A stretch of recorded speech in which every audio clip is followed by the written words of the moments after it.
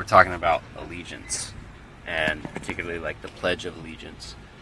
And I kind of defined allegiance as devotion and loyalty. It is the promise to ally yourself to them. And I think it's given in the character of an oath, because if we were making an oath, a solemn oath, we put our hand over our heart, we look at the flag, and we all say in unison, right?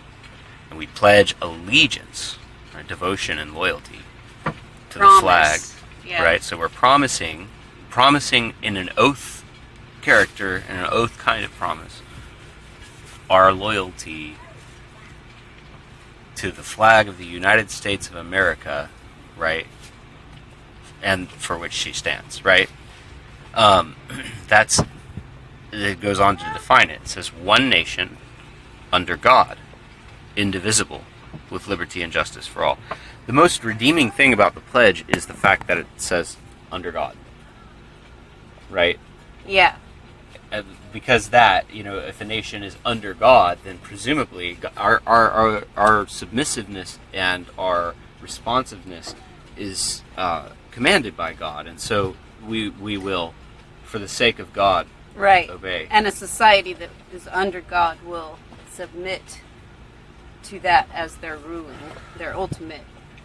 But that doesn't mean that we try to take over if they don't agree with God, or that we don't have to listen to them, or anything like that. It's not like that at all. It's just our unqualified allegiance belongs to Christ alone, right? And so you asked a really good question a minute ago. Can you promise loyalty to a nation that's truly under God? Can you promise loyalty to a nation that's truly under God?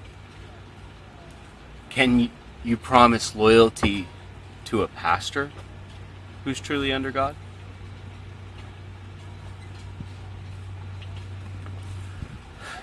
I think to some extent you can.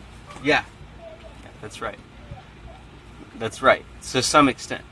But see, the reason that it's to some extent and we can't just promise unqualified loyalty is because that loyalty belongs to Christ alone. And my loyalty to my brother, to you, to the nation, to anyone is going to be because of Christ. Through Christ I offer loyalty, right? Not directly from me to you, right?